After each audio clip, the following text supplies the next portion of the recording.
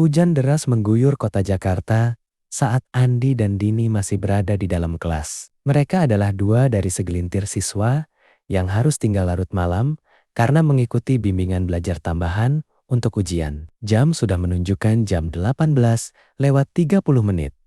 Ruangan kelas mereka di lantai 2 terasa dingin dan sunyi. Satpam sekolah, Pak Budi, sudah berkeliling menyalakan beberapa lampu koridor. Tetapi sebagian besar gedung sekolah, SMA Harapan Jaya, diselimuti kegelapan. Capek banget, Din, keluh Andi sambil membereskan bukunya. Kenapa Bu Siti harus kasih PR fisika sebanyak ini?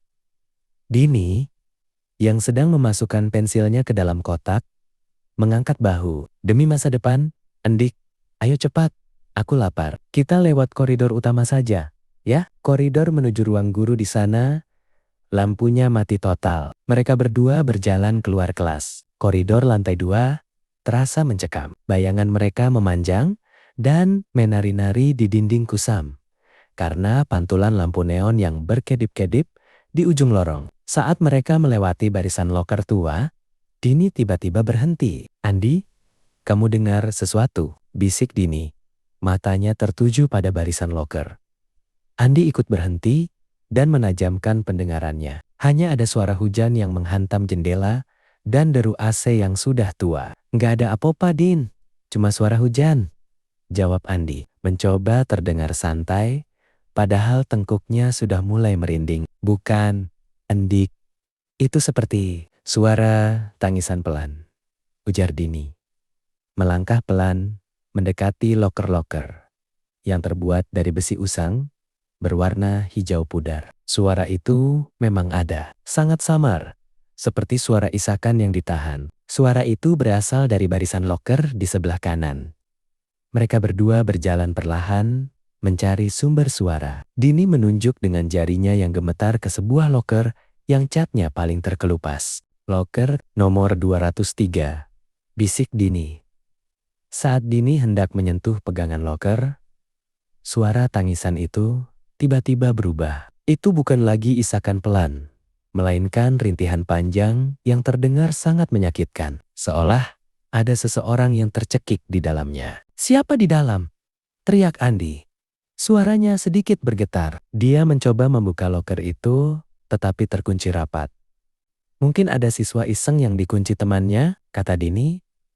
Berusaha berpikir logis, tetapi wajahnya pucat pasi. Tiba-tiba, dari celah-celah kecil di pintu loker nomor 203, mulai mengalir cairan hitam kental, baunya seperti lumpur yang membusuk dan karat. Cairan itu menetes ke lantai keramik dan membentuk genangan kecil.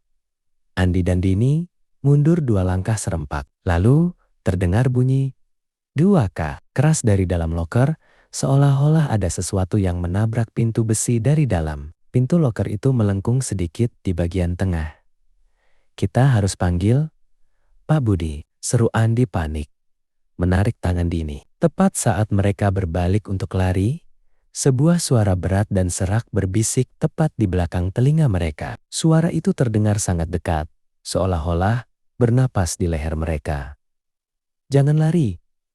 Mereka tidak berani menoleh. Jantung mereka berdebar kencang. Andi bisa merasakan seluruh tubuhnya kaku. Aku kedinginan. Buka lokernya. Suara itu terdengar lagi. Kali ini lebih dekat. Seperti berada di antara mereka berdua. Keduanya merasakan hembusan udara dingin yang tiba-tiba. Lari, Din, teriak Andi. Dan ia langsung menarik tangan Dini sekuat tenaga. Mereka berlari tanpa menoleh ke belakang. Melintasi koridor gelap, menuruni tangga secepat kilat. Saat mereka mencapai gerbang depan, Pak Budi, satpam sekolah, melihat mereka dengan heran. Loh, Andi, Dini, kalian kenapa lari-lari begitu? Wajah kalian pucat sekali, tanya Pak Budi. Andi terengah-engah, mencoba mengatur napas.